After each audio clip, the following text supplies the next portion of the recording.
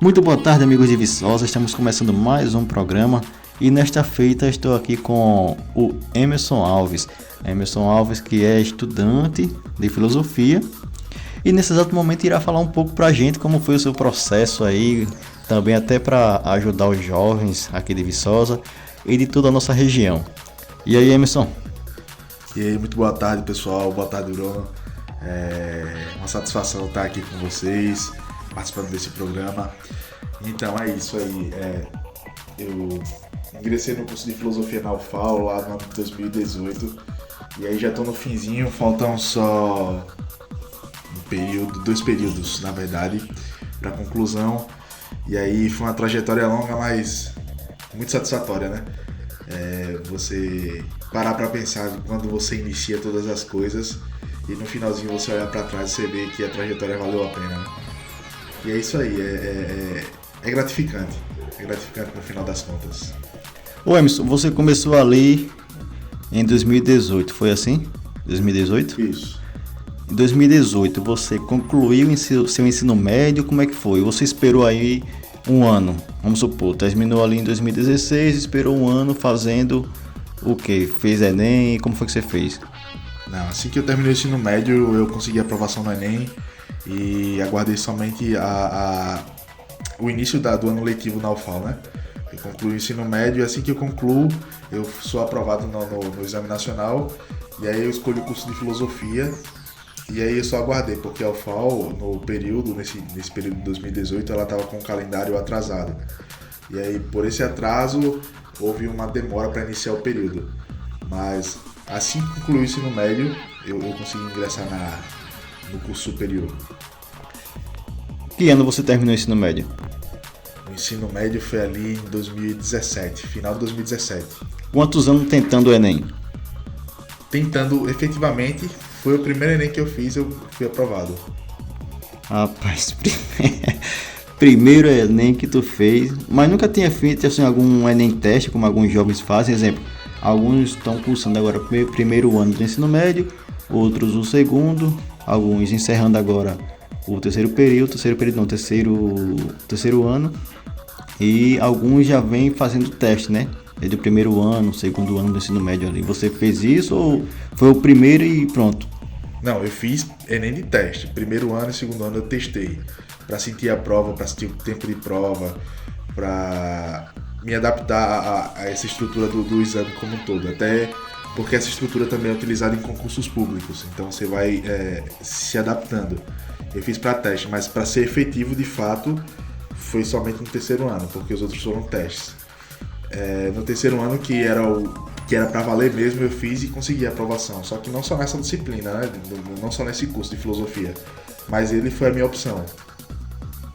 E qual o segredo para ser aprovado no Enem? Estudar muito ou você já carregava aí uma bagagem do que você já vinha aprendendo no ensino médio ou você foi os testes que ajudou muito para saber a estrutura da prova? Rapaz, na verdade é um todo. O primeiro é sentar a bunda na cadeira e vai estudar. Essa é a solução para toda coisa, para toda questão. Tanto para exames como o Enem, como concursos públicos num todo, sentar e se preparar, estudar efetivamente.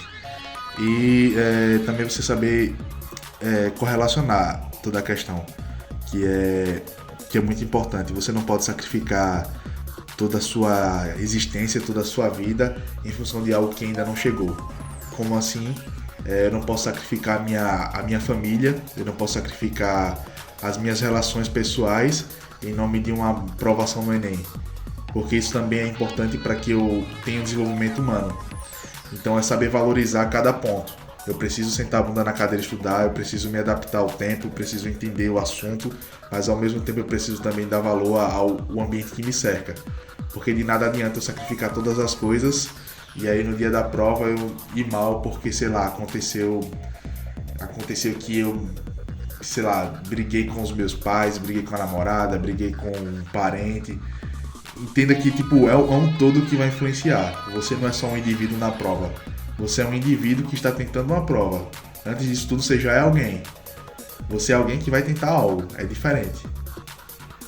E nesse tempo aí que você tentou, no caso você conseguiu sua aprovação, qual a sua idade lá naquele ano que você foi aprovado? Eu fui aprovado, eu tinha 17, mas entrei com 18 lá na universidade. Foi. Qual a sensação de entrar na UFAL? Rapaz, é algo interessante, porque quando você vem do ensino médio, você imagina uma estruturação. Quando você chega na universidade, é totalmente diferente. Porque você está normalmente habituado no ensino médio àquela estruturação por exemplo, você precisa ir no banheiro, você vai pedir. Na universidade já é algo mais abrangente. Você precisa sair da sala, você precisa pedir autorização. Você precisa se retirar da sala, largar mais cedo, você precisaria ter um motivo muito plausível.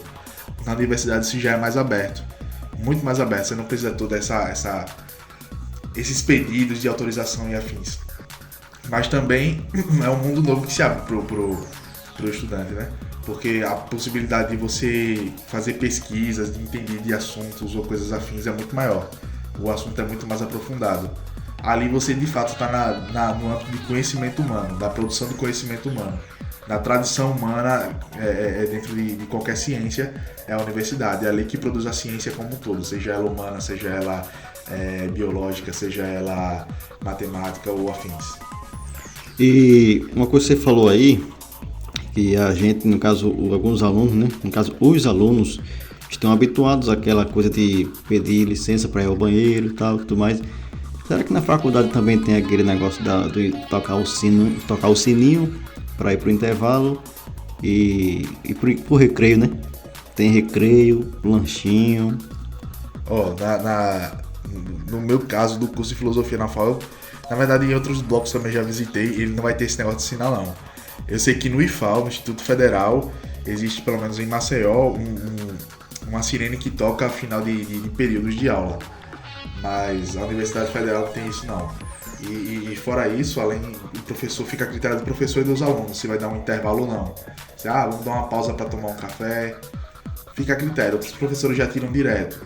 E na verdade é bem ambíguo, vai do docente e da turma. Mas não vai ter esse toquezinho, esse sinal. Na verdade o aluno ele é livre para adentrar e para sair da sala. Ele adentra e sai da sala pelo menos no curso de humanas, né, no momento que ele desejar.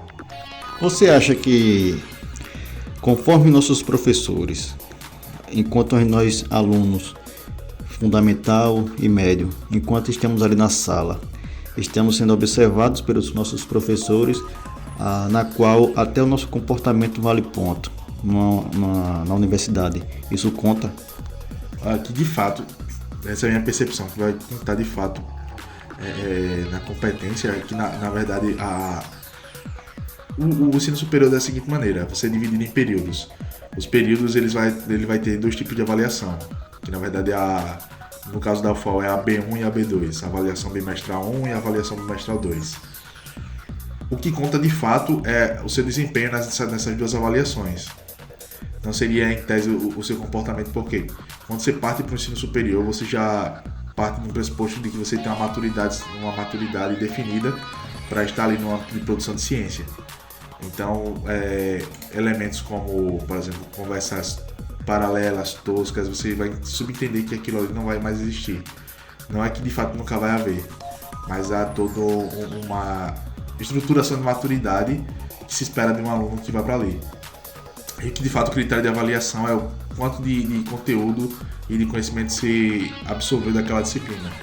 Porque no caso lá são várias disciplinas num período que você paga.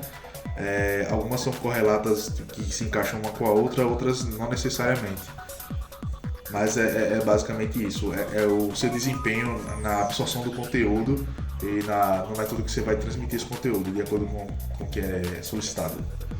Você acha que os nossos professores, enquanto nós como os alunos, que eles passam aqueles trabalhos de casa, atividade para casa, você acha que isso serve como um teste para elevar esse nível de conhecimento para quando sair do médio e ir para uma universidade federal? Na verdade, esse negócio de atividade de classe é nada mais nada menos que o exercício pelo qual você vai fixar o conteúdo na sua cabeça. Porque como é que você estuda? O jeito correto de estudar não é mera leitura, eu vou ler e ali já finalizou. Como é que eu estudo? Eu absorvo o conteúdo e aí qual é a forma de fixar melhor esse conteúdo? É escrevendo. Caneta e papel na mão e eu vou anotando aquilo. Até para uma rememoração. Se um dia eu precisar relembrar aquele conteúdo que um dia eu absorvi, que um dia eu fui exposto a ele, eu preciso, pelo menos eu já tenho uma anotação ali, que eu posso voltar para ela. Eu diria que esse elemento é muito mais um exercício de fixação do aprendizado do que uma preparação para a universidade. É assim que se aprende. Basicamente eu vejo o conteúdo e escrevo ele. Até para, como eu falei anteriormente, até para revisitar aquele conteúdo. Porque é comum quando você começa a substituir um conteúdo, quando você começa a ver coisas novas, a tendência é que com o passar do tempo você apague aquilo da memória. Obviamente isso não é nem pensado, mas é porque aquele conteúdo ali ele começa a ser substituído. Ele começa a ser inviável para aquele momento, então você vai começando a substituir por outras coisas. Sendo necessário você revisitar. Para você revisitar, de fato, para rememorar o conteúdo. Esse exercício é um exercício básico para você entender. Olha, vai ter um momento que eu vou precisar relembrar disso aqui. Como é que eu relembro? Já tenho uma atividade, eu já tenho um resumo, já tenho um fichamento. Basicamente esse é o exercício, não é nenhuma preparação, é para a universidade, não é uma preparação para a universidade, é uma preparação para o aprendizado em si. Então você está querendo dizer assim, deixa eu ver se eu entendi. Nós, enquanto alunos, na escola normal, fundamental e médio, nossos professores, temos um livro, temos aquelas aulas de vídeo, não sei se hoje é assim, mas acredito que seja, e tem também o professor que gosta de escrever na lousa lá, né? Então, aquele fato do professor escrever ajuda na fixação do aluno que escreve também na universidade. Essa ação do professor de escrever na lousa ainda continua, ou tipo, conforme o professor vai falando, a gente vai pegando os pontos mais importantes e vai anotando no caderno, ou não? No âmbito vamos falar no âmbito da UFAL, no curso de filosofia. É o seguinte, o curso de filosofia se desenvolve normalmente na seguinte temática. Você tem um texto que vai se tomar como base, e aí, por exemplo, sei lá, a República de Platão. Então vai ter os conteúdos abordados dentro da República. Qual a obrigação do estudante? Pega aquele texto e ler. A aula ela é expositiva, mas ela não é expositiva no quadro, no sentido de que a professora vai fazer inúmeras anotações. As exposições no quadro só são exemplificações. Normalmente acontece assim. Ela ou ele, o professor ou a professora que está lecionando, ele vai, no momento da explicação, ele pode se apropriar do quadro. Mas aí que tá, o estudante, normalmente, ele, pelo menos no primeiro período, normalmente primeiro ou segundo período, ele é ensinado a fazer trabalho acadêmico e modelo de trabalho acadêmico. Que quem é instruído a ele é que ele faça, por exemplo, modelos de fichamento. Eu li um texto, como é que eu vou compreender melhor o texto? Eu ficho o texto. Eu vou anotar os principais pontos do texto, os principais pontos que me chamaram a atenção para eu entender a estruturação daquele texto, as principais ideias que aquele texto apresenta. E aí, sabendo aquilo, eu vou saber entrar na discussão sobre aquele texto. Mas a aula em si, ela é expositiva, por vezes até a leitura do texto é feita, mas ela é exposta do conteúdo do texto, tomando o ponto de partida que você leu ele. Você conhece aquele texto. Então, que o professor vai apresentar a explicação dele. O professor que é especialista na área, ele vai dar uma explicação muito mais profunda que nós, como iniciantes ou iniciados no curso, não temos, já que o professor, quando ele é especialista, ele dedica a sua vida acadêmica a conhecer aquela obra ou aquele grupo da tradição filosófica e assim por diante. Então, no caso que eu entendi aqui, o professor na universidade, ele não sente aquela obrigatoriedade de escrever, mas fazer fichamentos. Fichamentos é pegar os pontos importantes, colocar ali como um exemplo para que o aluno possa entender mais fácil. Mas há uma obrigatoriedade do aluno escrever ou não? Na verdade, o fichamento ele é produzido pelo aluno. Só que aí não há obrigatoriedade. Não existe essa obrigatoriedade. O professor, no ato da explicação, ele vai exemplificar. Alguns professores vão falar, sei lá, um desenho no quadro. Pronto. No modelo de sociedade platônica, existe uma triangulação ali. O rei tem que ser filósofo. Aí vem os guardiões. E aí vem a terceira camada. E aí o que acontece? O professor, para melhor simplificar, ele vai fazer um desenho de uma pirâmide ali e vai colocar cada um no seu devido lugar. Isso é para facilitar a explicação, só que aí fica a critério do professor. Mas no caso do aluno, se ele vai escrever ou não, é a critério do próprio aluno. Não existe essa obrigatoriedade como sei lá, no ensino colegial, que você vai ali, o professor copia no quadro, você tem que copiar de volta, depois ele vai dar um visto que você copiou. Esse não é o modelo que se utiliza, porque não é o modelo que a gente vai utilizar para produzir ciência de fato. Não é assim que eu vou conseguir avaliar o aluno. A avaliação ocorre de fato na avaliação bimestral, que é a B1 ou a B2. É desse modo. E aí pode ser de diversas maneiras, pode ser texto discorrido, ou seja, texto corrido na verdade. O professor vai pedir que você disserte sobre o tema, ou ele vai botar questões pontuais para você dissertar, tipo de forma livre ou de forma em questões. Normalmente acontece isso, pelo menos no curso de filosofia O que é que você vai aprender no curso de filosofia? E normalmente na área de humanas. É aprender acerca das temáticas como um todo, mas é principalmente você entender teoricamente o que está passando. E como é que você vai testar esse conhecimento? Em discussões, em produção textual, é isso, é leitura e produção textual. Leitura e produção textual. Diferente de uma faculdade de exatas, por exemplo, matemática. Matemática vai ser requerido que você saiba cálculo, por exemplo. E aí não é leitura e produção textual. Você vai ter que comprovar efetivamente que você sabe fazer cálculo. Nas humanas você vai ter que comprovar efetivamente que você entende teoricamente do assunto. Ou seja, eu entendo a teoria. Então como é que eu comprovo a teoria? Comprovo a teoria dissertando sobre a teoria. É mais ou menos isso. Então aqui, pessoal, é o seguinte. Estamos entendendo que você que entra na universidade para estudar exatas, você tem que entender de cálculos. Você que vai estudar humanas, você tem que mostrar que pelo menos domina um assunto. É assim? É porque na verdade você vai partir da seguinte maneira. Você tem um conhecimento básico que você passa no colégio. Você tem um período que você passa no período de formação colegial. Então algum tipo de conteúdo você absorve dali.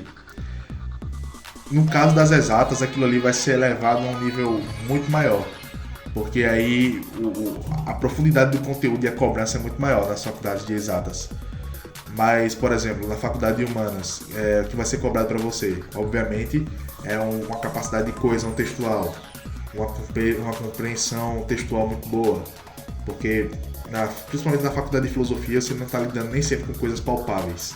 São coisas um tanto quanto abstratas. São teorias ou são ideias que podem ser comprovadas. Explica aqui para o povo de Viçosa e para nossos ouvintes o que é abstrato. Abstrato, gente, é uma coisa que não se pode tocar. É basicamente isso. Abstrato é algo que não é visto no mundo material, assim, tocável, palpável. Né? Tipo, sei lá, a mesa, a cadeira. Abstrato pode ser, por exemplo, considerado uma ideia. Ou, por exemplo, um número. A nossa ideia de número. Números são ideias abstratas. Eu nunca vi um número andando pela rua aí. Nunca vi um número cumprimentar o número 1 e o número 2. O número 1 e o número 2 é uma ideia. Só que é uma ideia que eu compreendo, e ao compreender essa ideia eu posso formar uma teoria. E essa teoria eu posso entender ela na realidade, digamos assim. Mas é basicamente isso. Você precisa ter esse nível de arcabouço, né? Para entrar lá, para você conseguir produzir. Mas obviamente, conforme o curso vai passando, você vai desenvolvendo o conhecimento necessário para o curso. Você não entra lá como um gênio do curso. Você vai aprendendo dentro do próprio curso. As próprias temáticas, os próprios assuntos, as próprias áreas dentro do curso no qual você vai desenvolvendo. Porque a universidade não é um âmbito de quem já sabe quando você entra no ensino superior. Mas é um âmbito de quem tem um conhecimento mínimo para estar ali, e a partir daquilo ali ele vai construir, solidificar o seu conhecimento. Ele vai começar a produzir ciência de fato, mas ciência não é aquele negócio de você vê em laboratório. Ciência é a produção de conhecimento. Ali você vai produzir conhecimento de fato. E a graduação ela é o primeiro passo para isso. Depois vai seguindo. Você pode fazer uma especialização, vai para um mestrado, um doutorado, um pós-doctor, e assim vai. Agora levando para um outro ambiente, a sua crença, qual é? Eu sou cristão protestante. A sua crença, levando para outro quesito, para um outro ambiente aqui, né? Você conseguiu aprovação diante do seu mérito de sentar e estudar. Ok. Mas você acha que a sua crença ajudou em alguma coisa? Sem sombra de dúvidas. Na verdade, como um cristão protestante, que é o que o pessoal comumente chama de evangélico, e levando ainda mais para um contexto bem mais específico, né? tudo provém pela graça divina, porque Deus é gracioso, Ele permite que nós possamos usufruir de determinadas coisas. E aí, teologicamente, por exemplo, é parte de uma graça comum que Deus nos concede. Então, se não fosse a graça divina, obviamente, nem aqui eu estaria, nesse exato momento. Quiçá entrar na universidade, né? Então, tudo parte pela graça divina, por essa graciosidade de Deus de nos ofertar, principalmente a salvação, mas não só isso, né? A possibilidade de estarmos aqui, de existirmos, de acordarmos todo dia, né? Mas, sim, com certeza, sobre dúvidas. Então você afirma que o fato de você ter adentrado aí a universidade, ter conseguido o ingresso, houve aí uma ação divina, vamos dizer assim. A permissão divina no sentido de uma vontade permissiva de Deus. Na minha vertente teológica, a gente acredita muito no livre-arbítrio, não num determinismo nesse sentido, mas no livre-arbítrio, e Deus graciosamente permite que tomemos nossas decisões. E isso já é ação da graça divina, porque graciosamente Ele me permite tomar, mas Ele não perde o curso da história, Ele não perde o fio da meada, Ele não permite o livre-arbítrio e larga a história de mão. Ele atua dentro da história. Então, sim, é a ação da graça divina, mesmo permitindo, mesmo me dando livre-arbítrio, é assim a ação da graça divina. Porque eu poderia não ter entrado, eu poderia nem existir, na verdade. Eu poderia nem ter nascido. Entende essa sequência lógica? Eu poderia nem ter vindo ao mundo, mas por graciosidade divina eu vim. Existe o livre-arbítrio, mas Deus não perde o curso da história. Então, de certo modo, sim, é a ação da graça divina. De certo modo não, de todo modo é a ação da graça divina, mesmo eu tendo me dedicado e estudado. E aí, por exemplo, eu competi com vários estudantes, mas por piedade divina eu fui o que foi aprovado, um dos que foi aprovado, né? Então é o seguinte, você passa pra mim aqui uma coisa. Provavelmente você, antes do seu ingresso, você ali clamou, né, a Deus, pedindo ali talvez uma permissão, e de repente você consegue. Numa fila onde tem milhares de pessoas concorrendo, você define isso como talvez uma bênção, porque quantos pontos você passou? Agora você me pegou, faz tanto tempo que eu não lembro a minha pontuação, não consigo lembrar. Mas você define também isso aí como uma obra de Deus, né? Você ali como uma pessoa cristã, porque é o seguinte, muitos dos nossos ouvintes aqui da rádio e talvez até desse programa, muitos são católicos, outros são protestantes, como você, e outros não têm religião definida, mas de qualquer forma acreditam em Deus. E conforme você falou aí sobre o livre-arbítrio, nós temos sim o direito e a opção de escolher, mas que Deus não deixa de agir sobre ela, correto? Sim, correto. Basicamente é a ideia de que Deus ele cria todas as coisas, mas Ele não larga todas as coisas de mão. Ele não é um criador que se ausenta de tudo. Ele está ali participando da história. Tanto é que essa intervenção o próprio Cristo é a ação divina na história. Essa ideia do verbo que se faz carne. É o Deus que está fora do tempo, que decide entrar no tempo e participar dele. Ele é criador do tempo, mas aí ele decide se fazer criatura. Ele está fora e dentro ao mesmo tempo desse tempo. E sim, eu acredito sim que é uma ação divina, assim, uma ação divina dentro da história, mesmo que seja permissiva e não decretando o que vai acontecer. Mas é aquela questão que eu repeti várias vezes. Ele não larga a história de mão. Ele participa dela, ele toma as rédeas dela. Ele ainda assim tem ela sob controle. Mesmo com a minha liberdade, não é uma liberdade sublime. Ela é uma liberdade que ela não controla todo o curso da história. Ela é uma liberdade que está submissa à vontade de Deus ou à grandiosidade divina. Então é isso, pessoal. Estou aqui em nossa bancada com Emerson Alves, estudante de filosofia na UFAL, e decidi trazer Emerson aqui para que ele possa de repente incentivar os jovens. Assim, vocês sabem, né? Eu gosto de trazer artistas, músicos, mas eu decidi trazer Emerson porque talvez algum jovem que esteja nos ouvindo aqui agora precise ter essa noção de como é lá dentro da universidade, e até, quem sabe, uma ajuda motivacional, né, para que não desista, entendeu? Então é isso, vamos para um breve intervalo comercial e retornaremos já. Então é isso, pessoal, retornamos aqui do nosso breve intervalo comercial. Você sabe, né? O intervalo comercial aqui é rápido demais. Então vamos lá. Emerson, voltando aqui ao nosso assunto, sobre a manifestação da fé que você deixou aí pra gente. Então você disse que também acredita nisso. Você, como um jovem cristão, no qual sua família toda é cristã, você define então sua aprovação como uma ação divina, que de fato podemos dizer que sim, não desmerecendo o fato de você ter estudado, mas de repente por uma ação de Deus para mostrar que, olha, ainda existo, estou com você, é isso?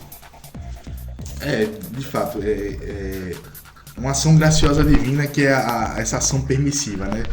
Que Deus, o modo pelo qual Deus sustenta não direi toda a história, porque existe sim uma intervenção decretiva na história, ou seja, que Deus determina algumas coisas, mas não todas as coisas. Então eu acredito que essa foi uma ação divina permissiva, ou seja, Ele permitiu misericordiosamente que eu alcançasse essa graça. Mas não só isso, né? Porque a universidade, e aí é que tá.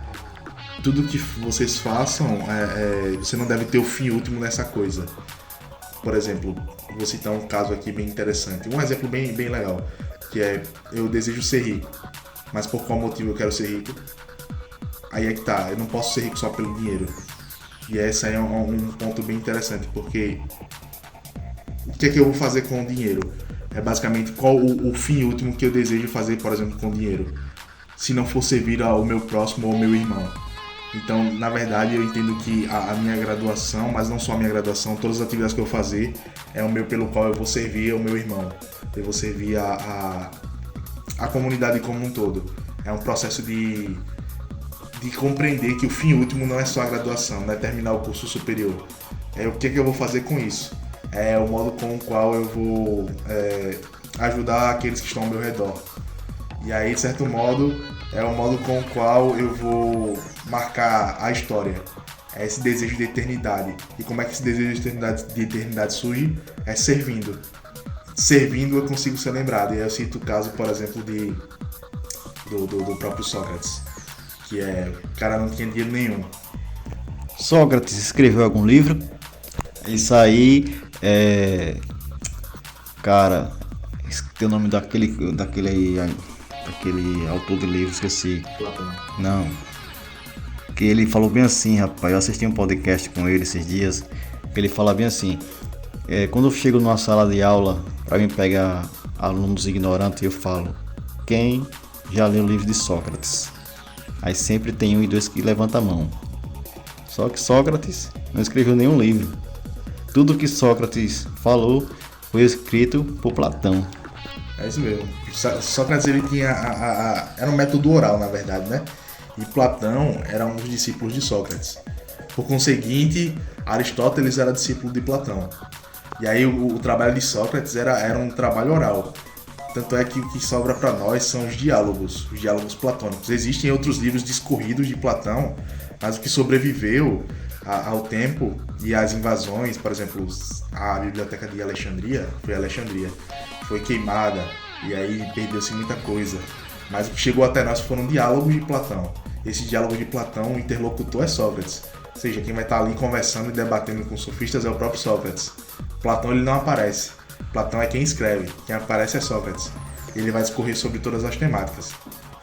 Lembrei o nome do autor: Mário Sérgio Cortella. O famoso Cortella, ele foi ministro da Educação, se não me engano. Isso. E, de fato, agora, sobre aquilo que eu estava falando sobre Sócrates... Não, mas peraí. O seguinte, você escolheu um curso, filosofia, na qual você, como cristão, tem sua fé ali colocado contra a parede. Isso em algum momento acontecer com você? Desculpe interromper seu raciocínio, caso você queira responder isso mais tarde, termina seu raciocínio e responde mais tarde. Na verdade não, porque a produção da filosofia, em boa parte, grande parte, é cristã. Que a gente vai surgir ali com os pré-socráticos, já vai Sócrates, Platão e Aristóteles, e aí esses são os autores de base que vão influenciar a tradição da filosofia.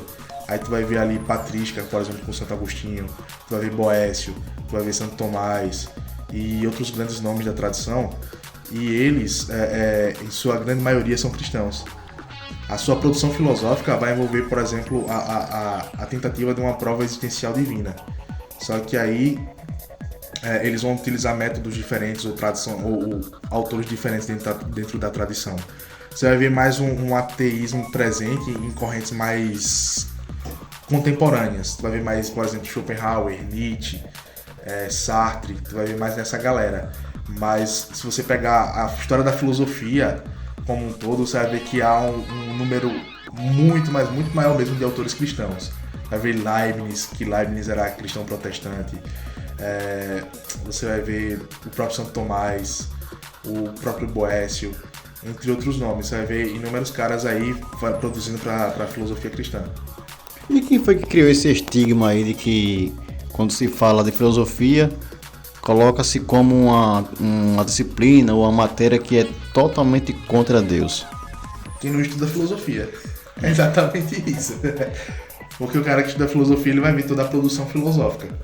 Vai ver, por exemplo, Santo Tomás de Aquino, como prova da existência de Deus, ele vai usar vários temas. Por exemplo, para provar a existência divina, o cara vai usar os graus de perfeição.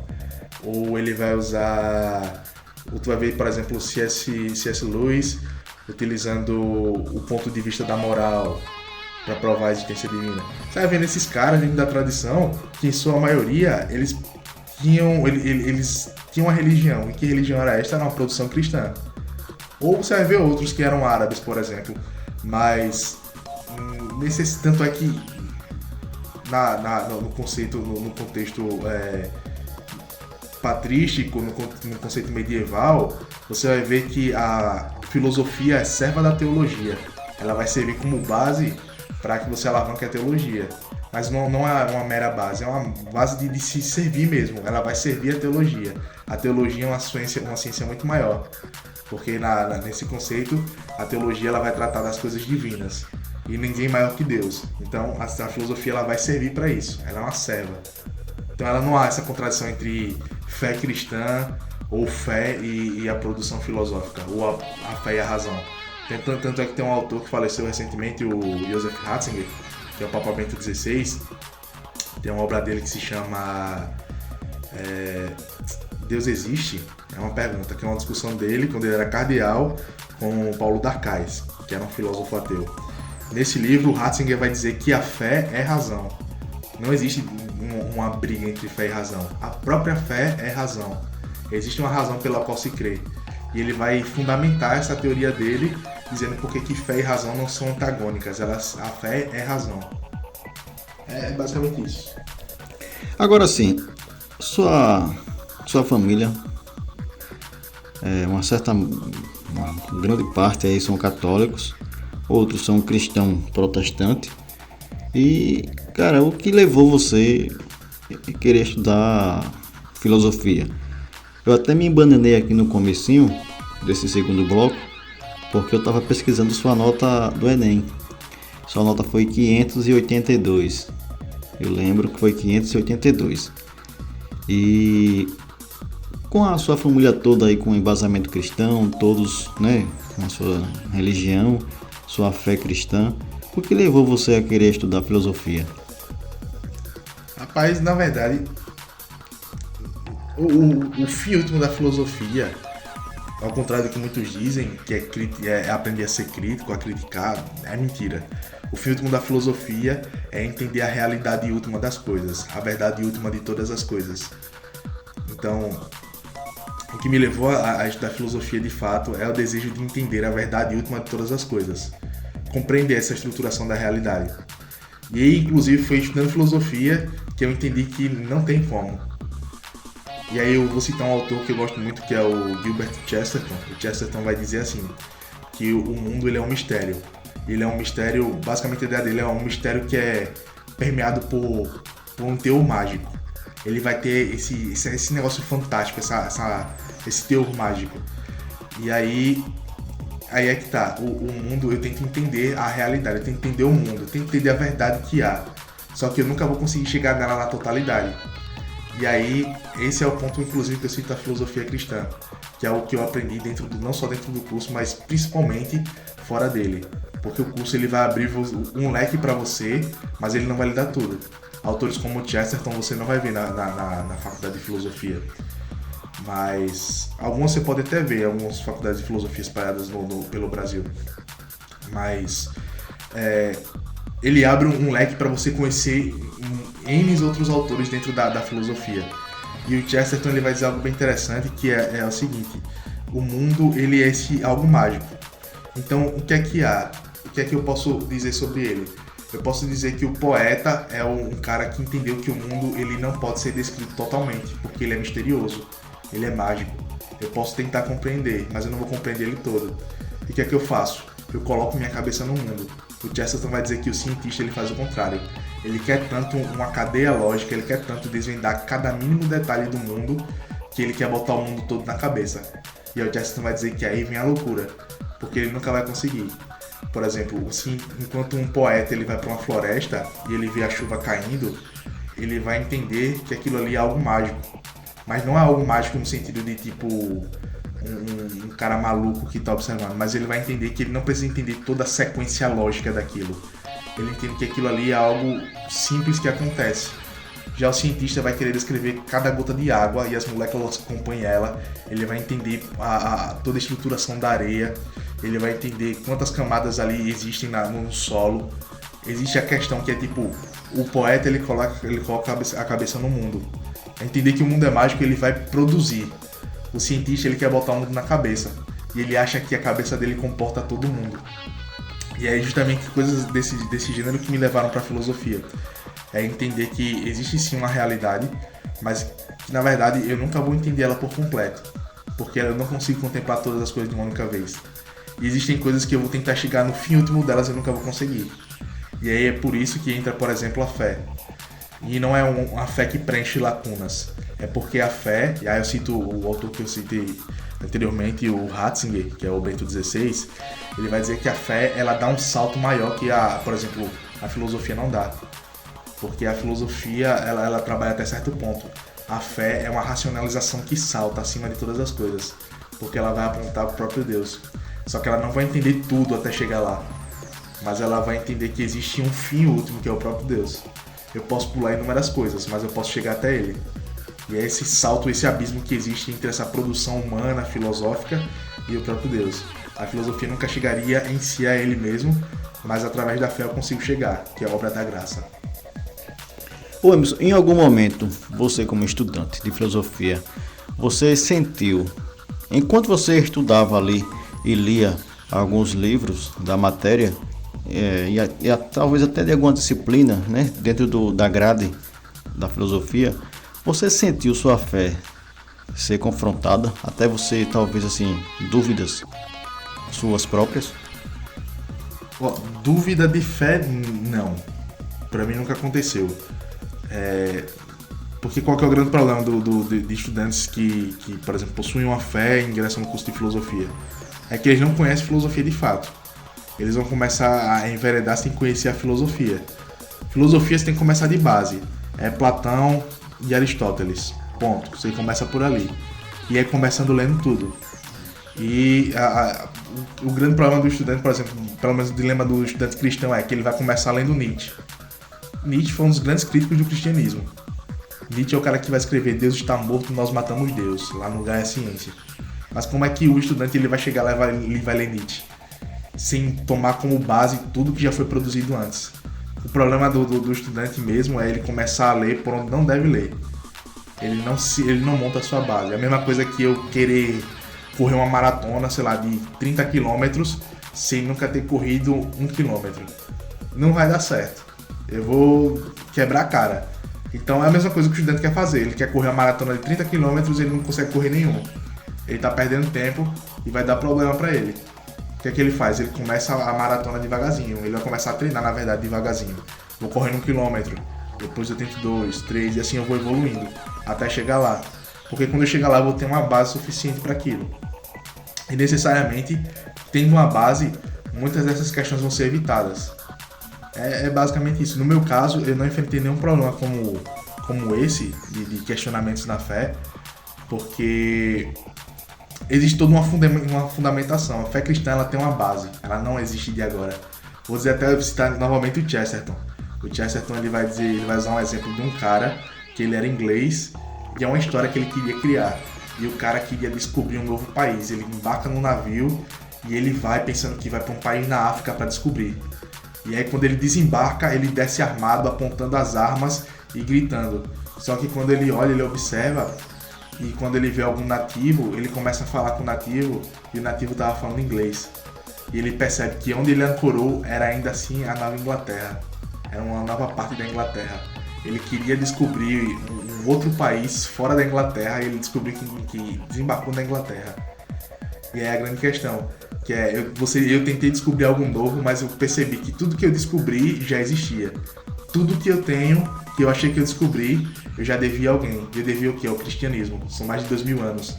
Ele vai até citar um exemplo bem legal, que é: eu levantei minha própria heresia e encorpei ela, enchi ela de coisas. E quando eu percebi, a minha heresia era ortodoxia. Ortodoxia significa reta fé, caminho reto. Basicamente esse caminho sem curvas, esse caminho numa retidão, sem errar ou sem vacilar o passo. É essa reta que você percorre. Ortodoxia basicamente é isso. Ele está dizendo que tudo que eu descobri, que eu achava que era que eu achava que era novidade, a fé cristã já produziu. Tem mais de 2 milênios aí de produção. Então, como é que eu posso entrar na universidade achando que eu sou o grande descobridor, se tudo que eu tenho foi fruto de uma tradição que começou antes de mim? E você, como estudante de filosofia, qual a diferença entre filosofia e sociologia? Ou os dois caminham junto? Na verdade, a sociologia ela seria uma ciência muito mais... Sociedade? Mas não só isso, é uma ciência muito mais moderna. Porque o que é de competência da sociologia hoje também partiu da filosofia. E a filosofia abarca ela também. Só que aí, vamos lá, a sociologia ela tem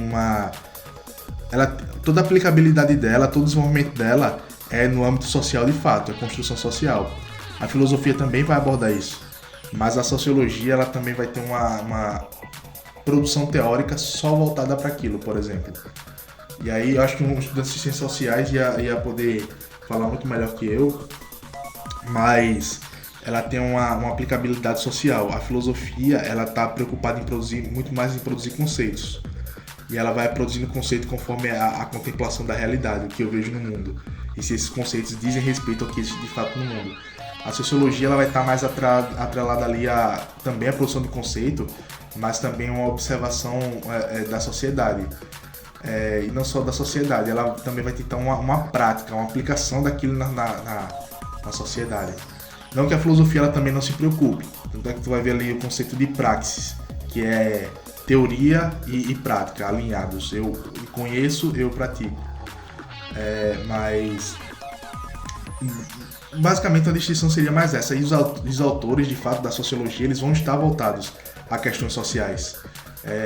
Por exemplo, questão de trabalho, a questão de fato da estruturação, pode ser ali econômica também, ela vai abordar um pouco de economia, a estruturação, por exemplo, desse conceito de classes, conceito de gênero.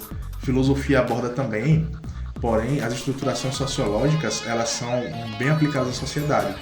A filosofia ela vai abarcar isso também, só que aí vai ser áreas de conhecimento dentro da filosofia, porque, por exemplo, eu como metafísico eu não vou estudar questões, por exemplo, de gênero. Posso até estudar, mas o objetivo da metafísica não seria esse. Entende? A filosofia seria bem mais abrangente. No mundo onde a matemática, ela... a todo momento a gente vive a matemática. A filosofia, onde é que se encontra? Em todo canto que você olhar. Inclusive, É aí que tá. Por exemplo, desde a antiguidade, os principais filósofos, eles eram matemáticos. Leibniz, por exemplo, pouca gente fala, todo mundo fala que Newton ele é inventor do cálculo. Leibniz, ele inventou o cálculo. E aí que tá, salvo engano, Leibniz e Newton, eles fizeram a descoberta ao mesmo tempo. Só que aí o Newton se popularizou muito bem, né? Mas o Leibniz, se você for pegar uma obra de filosofia dele, ali é uma mistura bruta entre matemática, conceitos matemáticos e filosofia. O próprio Newton vai ter obras também assim. Ele vai ter obras envolvendo matemática e filosofia. Matemática e teologia, inclusive. O Leibniz e o Newton fazem isso. A filosofia também, ela está, na verdade, atrelada a tudo. Com qualquer coisa, por exemplo, conceitos éticos. A ética, ela é uma área da filosofia. A lógica, ela é uma área da filosofia, embora alguns vão dizer que é uma área da matemática. Na verdade, a lógica é uma área da filosofia, que é a estruturação de uma argumentação, o que é uma falácia e coisas do gênero. A moral, que também é uma área da filosofia, que está ali junto com a ética, ela é um conceito que você vai ver todo dia. Eu vi um dinheiro caindo do bolso do cara. É moral, ou melhor, é ético que eu pegue o dinheiro para mim ou que eu devolva? Entendeu? Essas questões do dia a dia, ela está sempre envolvida. Filosofia política também, do mesmo jeito. Metafísica, só que metafísica é algo muito mais, como eu falei anteriormente, mais abstrato. Mas que também está presente, só que a gente não está parando para ver. Por exemplo, o que eu estou falando agora, ninguém tocou minha palavra. Cada palavra que eu formei, ninguém nunca abraçou essa palavra na vida. Isso é uma questão metafísica, de certo modo. É uma questão que a gente chama de ontológica. É algo abstrato. Então isso é uma área da filosofia. Então a filosofia vai estar permeando aí inúmeras questões do cotidiano. Só que aí não são questões que comumente o homem comum, o homem normal, o trabalhador, ele vai estar ali parando para pensar. Porque o mundo, a realidade vai chamar ele para algo mais palpável do que ficar pensando conceitos metafísicos. Ele vai estar ali envolvido no seu trabalho, ele vai voltar para casa com a sua família, ele vai se dedicar, vai se entregar para sua esposa, vai cuidar dos seus filhos e afins. A realidade vai chamar ele. Isso aí é um papel muito mais do filósofo de parar para refletir essa estruturação que vai fundamentar. Mas não que essas coisas não estejam presentes lá. Você, como estudante, vai terminar em que ano o seu período lá? Esse ano de 2024 que vai entrar. Quantos períodos são? 4 ou 5? Agora são 9 períodos. 9 períodos são o quê? 5 anos. 4 anos e meio. 4 anos e meio de filosofia. Você, como estudante de filosofia, qual a dica, o conselho e a motivação que você deixa para os nossos ouvintes aqui de Viçosa? É basicamente aquilo que eu falei no começo. Senta a bunda na cadeira e estuda. Larga TikTok, larga Instagram, adia suas séries. Larga desses negócios que TikTok e Instagram é pura bomba de dopamina no cérebro. Você vai ficar ali viciado, você vai rolar um vídeo, vai passar por outro, vai passar por outro. Seu cérebro vai ficar pedindo, que é dopamina. Seu cérebro vai viciar naquilo. Larga aquilo, senta a bunda na cadeira, vai estudar. E não só, você tem uma expectativa de algo que você pode... Você almeja um curso ou, sei lá, uma vaga de emprego, você visa empreender. Além de estudar, de sentar a bunda na cadeira e estudar, eu diria, se dedica de fato. Não só a estudar, mas se empenha naquilo. É seu objetivo, corre atrás. Embora eu não goste muito do Nietzsche tem uma frase que vai mais ou menos nesse sentido, que é quando você visa algo, quando você tomar uma decisão, se cerque dela, abrace ela com todas as forças. Porque o mundo todo vai tentar te dissuadir a continuar com ela. O mundo todo vai tentar te convencer a desistir dela. E é nesse sentido que ele vai produzir uma frase. E aí é isso, se você tem esse objetivo, corre atrás dele, não desiste. Mas é aquela coisa, tenha sempre um fim último além desse objetivo. Pra que eu quero entrar na universidade? Pra que eu quero ser médico? É pelo dinheiro? Então você é tolo e não deveria tentar medicina. Porque o objetivo não deveria ser ganhar dinheiro. Obviamente você pode ganhar muito dinheiro, mas o que é que eu posso fazer pelo outro? O que é que eu posso fazer pelo outro através do curso de matemática? O que é que eu posso fazer pelo outro através do curso de engenharia? O que é que eu posso fazer pelo outro através do curso de medicina? O que é que eu posso fazer pelo outro através do curso de filosofia?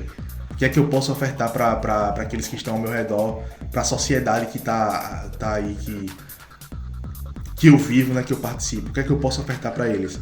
É sempre ter esse fim último. Além, obviamente, muito além da vida financeira, é o que é que eu posso ofertar. E é isso. Tenha um objetivo, estuda, não desista e tenha sempre um fim maior do que meramente conquistar uma profissão ou dinheiro. Imagina a sua situação. Nesse exato momento deve ter um jovem, uma jovem que tem um sonho de ingressar na universidade e talvez o momento e a situação, a família não coopere muito. Talvez ela tenha ouvido ou ele tenha ouvido que não vai conseguir, que isso é um sonho longe, é uma coisa assim distante. Diante da fé cristã, qual a motivação e a esperança que você deixa para um jovem que talvez nesse exato momento esteja passando por isso aí? Eu diria para ter paciência, né? Primeiro, ter paciência com a situação. E segundo, é que o mundo não é feito de caos. O mundo, ele não é... Tem pessoas que dizem assim, o caos é o que existe no mundo. Errado. O mundo, o fim último das coisas é a ordem. Cada coisa encontra a sua ordem. Pode estar chovendo horrores, mas talvez a ordem isso é uma ordem do período, por exemplo. Mas, sei lá, posso usar um exemplo muito melhor. A pista, ela para estar perfeita, mas eventualmente pode surgir buracos na pista. Mas o fim último da pista é que ela me guie a algum lugar. Eventualmente esse buraco algum dia pode ser tapado. Mas o que eu quero dizer com isso é que todas as coisas elas encontram uma ordem em si. E então paciência com a situação, porque o fim último não é essa desgraça toda, esse caos todo. Tudo encontra uma ordem, tudo encontra um jeitinho de se encaixar. Obviamente, como eu falei anteriormente, Deus ele não largou a história de mão. Então, se for da vontade divina e sua graciosidade permitir, você vai chegar lá. E o segundo conselho que eu dou também para os jovens pare de procurar coisas extraordinárias no mundo. Não é que nunca vai acontecer, mas o que mantém o mundo é a rotina, o que mantém o mundo é o feijão com arroz todo dia. E aí tem gente que passa a vida todinha buscando coisas muito elevadas, muito extraordinárias e esquecem que o que mantém o mundo é o ordinário, é o que acontece todo dia, é o feijão com arroz. E aí pare para pensar no seguinte, essa mania insistente que o sol tem de todo dia pela manhã ele nascer, que garante a sua vida. No dia que o sol decidir ser extraordinário, você morre, porque ele já não vai mais nascer. É essa mania dele nascer todo dia que nos mantém vivos. Então o que mantém o mundo é esse ordinário, é essa ordem última, como eu falei. Todas as coisas encontram essa ordem. Essa ordem última mantém o mundo. Então, paciência com a situação, como eu falei. Todas as coisas vão encontrar essa ordem. E quem sabe aí, muito em breve você se encontre numa situação que você consiga fazer. Mas entenda o seguinte, se você não conseguir fazer isso, a sua vida não para por aí. Você pode fazer muito mais pela sociedade, você pode fazer muito mais pelo seu irmão fazendo outras coisas. Santa Teresa d'Ávila, ela lembra muito bem disso, que ela era melancólica, o temperamento dela. E ela via a irmã dela que era muito inteligente, ela via outra pessoa que cantava muito bem, tinha uma voz muito boa. E ela olhava pra si e se perguntava, eu não sou boa em nada, o que é que eu faço? Eu não tenho nada de bom. E aí, um determinado dia ela percebeu que ela era boa sim em uma coisa. E no que ela era boa, em amar a Deus. Então se ela era boa em amar a Deus, ela podia não ter nenhuma habilidade, mas amando a Deus ela era boa.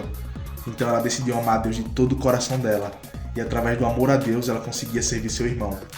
Entendeu? Eu posso não ser bom em alguma coisa, eu não posso ser bom, ter uma habilidade, mas alguma coisa eu sou boa, é amando a Deus. E amando a Deus eu vou servir o meu irmão.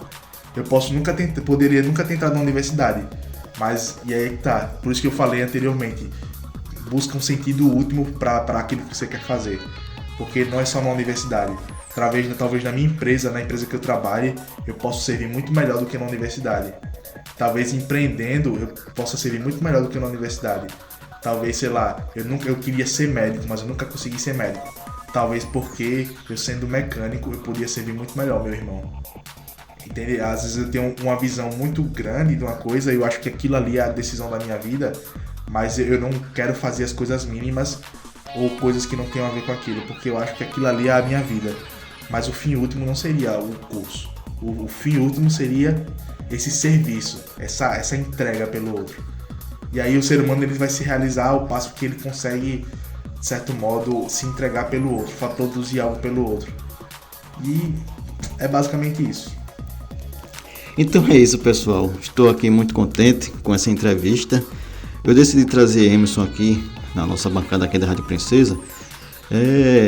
Observando esses dias, viajando, estava observando e decidi trazer o Emerson para contar um pouco da sua história e também levar um pouco de motivação para os jovens da nossa região e mostrar para eles que nada está perdido, né? Deve continuar. Já tentei 1, 2, 3, 4, 5, não conseguiu, tenta de novo. Não conseguiu, vai por outro norte. Entendeu? E é isso aí. Gente, muito obrigado. Até o próximo programa. Sábado que vem estaremos aqui novamente. Vamos tentar agora dar uma variedade aqui no nosso programa. A gente está trazendo muito músico.